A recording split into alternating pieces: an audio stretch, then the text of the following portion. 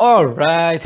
Okay. Alrighty. So everybody, welcome to today's video. And today's video is very, very special. As you can see that today I'm here with Dr. Christina Oesterheld. And Dr. Christina Oesterheld, she's a professor of languages, and she has specialized in the languages of subcontinent. Dr. Christina Oesterheld studied Indology in 1975 from Humboldt University in Berlin. And after that, she did her doctor's thesis in Urdu literature. And we'll get to know more about that from her. And I think it's going to be a very, very interesting discussion today because Dr. Christina Oesterheld, she has a very unique profile. And we're going to be talking in several languages today. So her specialization is the South Asian languages, Urdu, Hindi. So of course, she's from Germany. So we have German, English, and Urdu, Hindi. So we're going to be using most of the languages, but we'll be talking predominantly in Urdu. So without further ado, I would request Professor Christina Oesterheld to please introduce yourself. So आपसे मेरी दरख्वास्त है कि आप अपने आप को मुतारिफ करो। नहीं, आपने तो सही बताया, मेरा नाम क्रिस्टीना वेस्टरहेड है, लेकिन मैं अब प्रोफेसर नहीं हूँ, रिटायर्ड प्रोफेसर हूँ। Right. अच्छा, मैं 2018 में रिटायर हो गई हूँ। ठीक है, 2018। ओके। हाँ, अच्छा। अब बाकी तो आपने तो जिक्र किया कि मैंने इंडोलॉजी की पढ़ाई की थी ह्यूमर्ड यूनिवर्सिटी में। इसके बाद मैंने अपनी पीएचडी के लिए कोराटल एंड हायरा के 3 नॉवेलों को लिया था। आप सबने तो आका दरिया, उस नॉवेल का नाम तो आपने सुना हुआ कि बहुत मशहूर है, खासकर पाकिस्तान में मशहूर भी है, और वैसे कुछ लोगों से पसंद नहीं किया, यानी उसके बारे में काफी झगड़ा भी हुआ था उसकी इशाअत के बाद। लेकिन कोराटल एंड हायरा खुद बहुत नाराज होती थी जब लोग सिर्फ और सिर्फ आका दरिया का जिक्र करते रहते थे।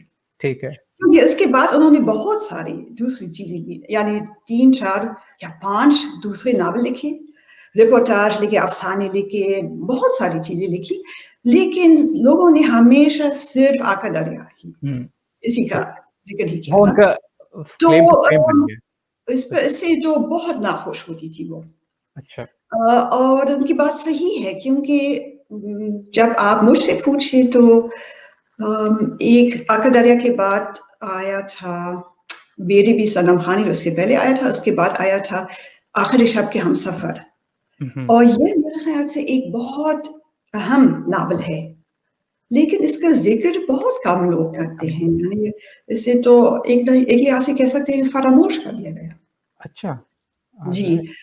तो और अभी अब तक उर्दू में तो कोराटल हायरा के बारे में कई किताबें छप चुकी हैं, लेकिन अंग्रेजी में बहुत कम लिखा गया है और बहुत कम किताबें मौजूद हैं उनके बारे में, जबकि वो तो पिछले सदी की एक बहुत अहम, सबसे अहम नावल निगार थी और अफसाना निगार थी। बिल्कुल बिल्कुल, मैंने उनके बीबीसी पे इंटरव्यू सुने हैं और बड़ी खूबसूरती से उन्होंने भी यही बात की है जो आपने कही है कि उनको बस आग का दरिया से ही हर बंदा एसोसिएट कर देता है। हालांकि वो कहती है मैंने उसके बाद इतना लिखा, लेकिन जब भी मुझे कोई तारुफ करवाता है तो वो हमेशा कहता है कि आग का दरिया। और हम आग का दरिया के ऊपर भी आगे डिटेल में बात करेंगे, और मैं आपसे पूछूंगा क्योंकि ये शुरू होता है मौर्य डायनेस्टी से बहुत पहले से, और फिर ये पोस्ट पार्टीशन तक आता है। तो मैं आपसे भी ये दरखास्त करूंगा कि आप थोड़ा सा इसको एक्सप्लेन भी कर दें, समराइज कर दें लोगों के लिए जो देख रहे हैं, जिन्होंने ये नहीं पढ़ा हुआ नॉवल, कि ये इसमें है क्या और क्यों ये कंट्रोवर्शियल बन गया। तो इसके ऊपर भी हम बात करेंगे। मैं आपसे पहले जानना चाहूंगा, और आज मेरी पूरी कोशिश होगी कि मैं अंग्रेजी का कोई लफ्ज अपनी गुफ्तगू में इस्तेमाल ना करूं ये बड़ा मुश्किल काम है, और जब अंग्रेजी लफ्ज इसमें आ जाए तो खुद की बात है, क्योंकि आम बोल चाल में भी यही होता है ना, जब लोग जी, यहाँ तक कि कम पढ़े लिखे लोग भी बहुत सारे अंग्रेजी अल्फाज इस्तेमाल करते हैं ना जी, पाकिस्तान में। जी, बहुत पाकिस्तान में तो और इंडिया में भी ये बहुत कॉमन है, लेकिन बहुत आम बात है। लेकिन मैं इसलिए कह रहा था कि अब क्योंकि जब कई लोग जर्मनी में, मेरे दोस्त जो जर्मन हैं, वो मेरी वीडियो देखते हैं, तो वो मुझे कभी कहते हैं कि यार हमें तुम्हारी 50% बात समझ आ रही होती है, क्योंकि तुम इतना अंग्रेजी के अल्फाज इस्तेमाल कर रहे होते हो कि हमें पता लग जाता है कि तुम क्या कह रहे हो। तो इसलिए मैंने कहा कि आप क्योंकि इतनी जबरदस्त उर्दू बोलती हैं, तो आपके साथ मैं कोशिश करता हूं कि मैं भी अपनी उर्दू जो है उसको और ज्यादा बेहतर करूं। तो मैं पहला तो आपसे ये जानना चाहूंगा कि आपने 1970 की दहाई में ये पढ़ाई शुरू की इंडोलॉजी की, तो उस वक्त ये कैसे आपके जहन में आया, ये इतना एक मुनफरिद मजमून पढ़ने का ये आइडिया और ये ख्याल कैसे आपके जहन में आया? एक लिहाज से तो यह एक इत्तेफाक था, क्योंकि मुझे बचपन से पढ़ने का बहुत शौक था, और फिर स्कूल के ज़माने में जब ज़बानें गैरों की ज़बानें सीखने लगी हम लोग, तो इसमें भी बहुत दिलचस्पी पैदा हुई। यानी ये मुझे बहुत अच्छा लगता था गैरों की ज़बानें सीखना। तो स्कूल ख़त्म करने के बाद सोचा कि अब तक तो यूरोपीय ज़बान ही सीख रहे थे, अब तो कोई गैर यूरोपीय ज़बान सीखनी चाहिए। ठीक है तो गाइस, बड़ी जबरदस्त गुफ्तगू हो रही है और आज इंटरनेट जो है वो साथ नहीं दे रहा। आई डोंट नो, इधर तो सब ठीक चल रहा है, केबल पे जो है वो चला रहा हूँ। तो दोबारा से अब मैंने कहा है डॉक्टर ओस्टरहेल को कि दोबारा से वो आए, और मैं इनको दोबारा से लेता हूँ।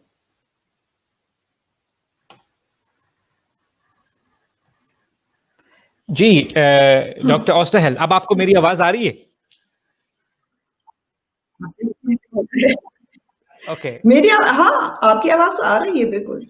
आपकी आपकी तस्वीर और आवाज अब मुझे आना शुरू हुई है। पीछे जो आपने 5 मिनट की गुफ्तगू की है वो उसमें बहुत ज्यादा जो है वो टूट रही थी, आवाज भी और तस्वीर भी, और वो फंस रही थी। अच्छा, उसमें कोई प्रॉब्लम थी। तो जी। मुझे आपकी ये इतना मुझे समझ आ गई थी कि आपने कहा कि आपको उर्दू के रस्मुल खत से जो है वो प्यार हो गया, और इसलिए आपने हिंदी की बजाय उर्दू में आगे अपना सफर जारी रखने की जो है वो ख्वाहिश का इजहार किया। जी, जी, बिल्कुल। ठीक है, ये तो मैं समझ गया, ठीक हो गया। तो जब आपने जी, ये आप बिल्कुल। बर्लिन में आप पढ़ रही थी, हुम्बोल्ट यूनिवर्सिटी के अंदर जो साउथ एशियन स्टडीज का डिपार्टमेंट है, यहाँ पे आप पढ़ रही थी, तो उस वक्त कितने लोग जो है वो ये सब्जेक्ट पढ़ रहे थे, उर्दू का या हिंदी का? कितने जर्मन स्टूडेंट्स थे जो इसमें इंटरेस्टेड थे? अब मुझे ठीक याद नहीं।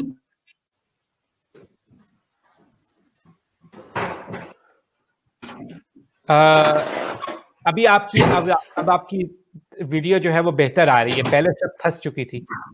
हाँ, मैं आप देखिए, मैं अब दूसरे कमरे में चली आई हूँ। चलें, ये तो बहुत अच्छा हुआ। अब मेरा ख्याल है कि इधर आपका जो इंटरनेट है वो बेहतर आ रहा है, इधर बेहतर है। हाँ, लेकिन यहाँ ये मसला है कि पीछे वो डिश वॉशर भी चल रहा है। तो इसकी आवाज़ कोई या बात मैं नहीं, कोई बात बावर्ची नहीं, खाने में आ ये गई हूँ। क्लियर है, ये मुझे सब समझ आ रही है, क्योंकि डिश वॉशर की खैर है, इंटरनेट कनेक्शन ठीक होना चाहिए। ये दुनिया की सबसे जो है ना वो अहम चीज है। तो आपका, मैं दोबारा से एक थोड़ा सा इसको दोहरा देता हूँ कि आपने कहा कि उस वक्त 3 तालिब इल्म जो है वो ये मजमून पढ़ रहे थे जब आप हुम्बोल्ट यूनिवर्सिटी में थी, तो यहाँ से आप आगे इसको जारी कर दें, कंटिन्यू कर दें। हाँ, तो मैं बता रही थी कि इस तरह के मौज़ूआत, इस तरह के मज़ामीन में, यानी जो गैर यूरोपीय ज़बानें होते हैं, उसमें अक्सर कम तालिब इल्म होते हैं। चाइनीज़ ज़बान में तो बहुत ज़्यादा होते हैं, अरबी ज़बान में भी ज़्यादा होते हैं, लेकिन जो बड़े-सग़ीर की ज़बानें हैं ना, उनमें कोर्सेज़ आम तौर पर तो इस तरह के होते हैं कि 5-6 लोग होते हैं, कभी-कभार 10-12 भी होते हैं। ठीक सिर्फ़ है। हिंदी के लिए आम तौर पर ज़्यादा लोग आते हैं। अच्छा।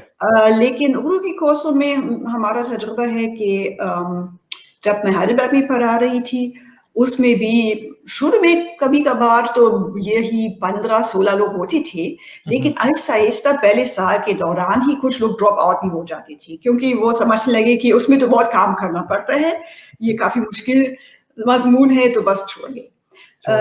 लेकिन उसकी खूबी ये है, जब एक क्लास में कम लोग होते हैं, तो ये सारी पढ़ाई बहुत इंटेंसिव हो जाती है, क्योंकि वो पढ़ाने वाला ना हर शख्स पर बहुत ध्यान दे सकता है, जी, बिल्कुल। और आपको बोलने का भी मौका ज़्यादा मिलता है।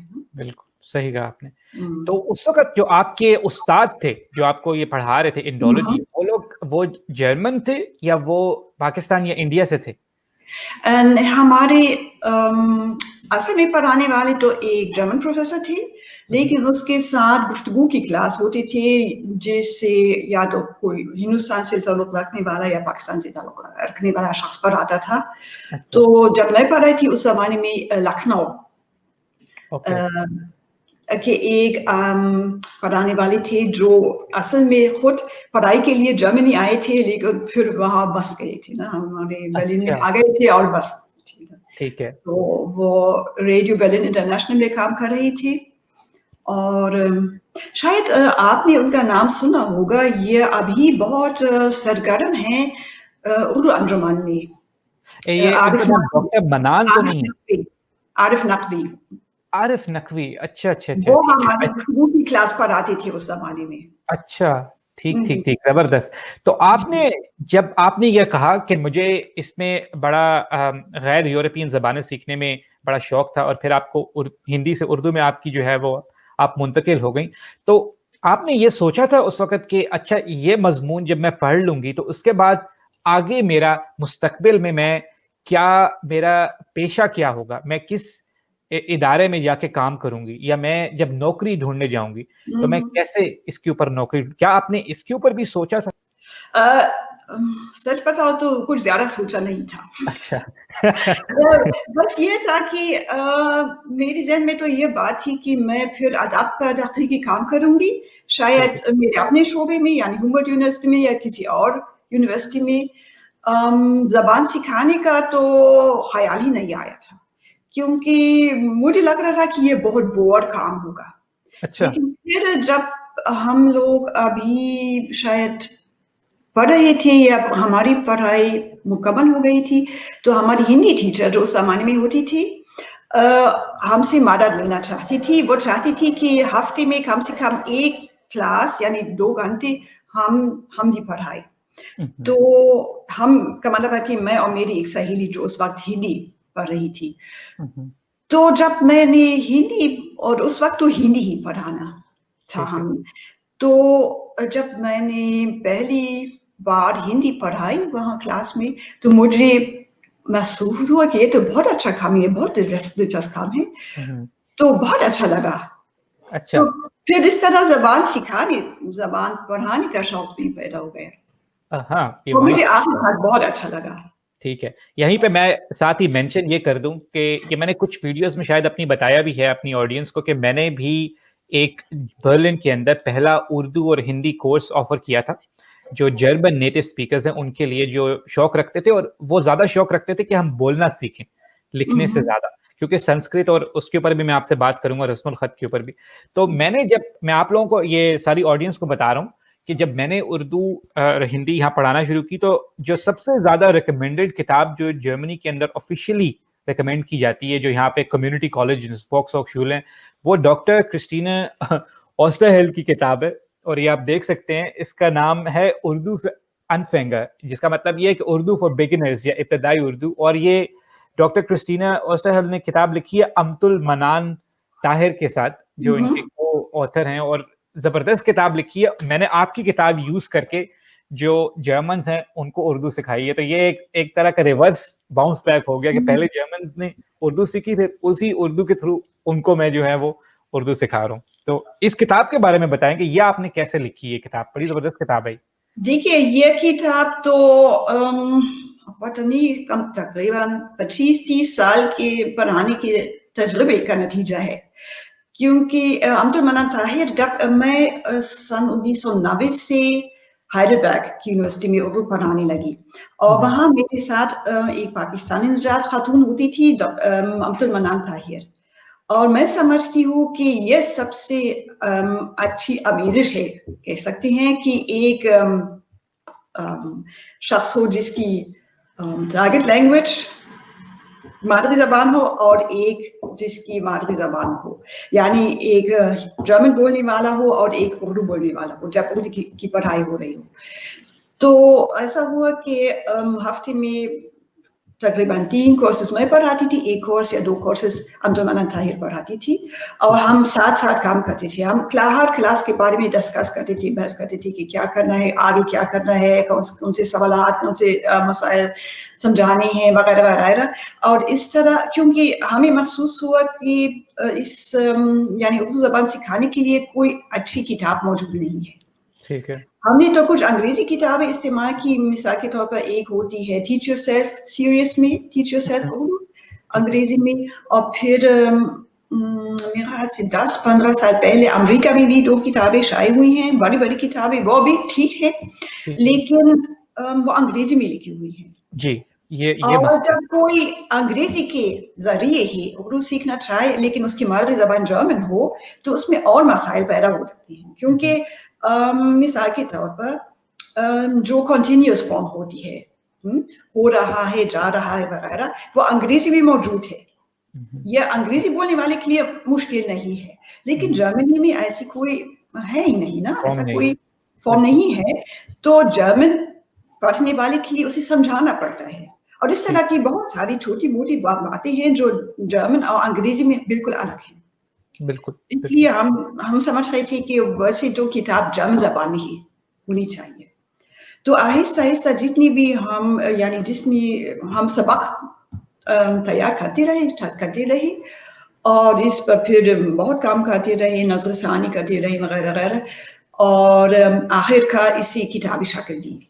अभी किताब में तो बाद में हमने देखा कि बहुत सारी कुताहियाँ, खामियाँ हैं, गलतियाँ भी हैं, छोटी-मोटी बहुत सारी। क्योंकि भी हुआ यह कि किताब तैयार करने में फिर वक़्त बहुत कम रह गया था।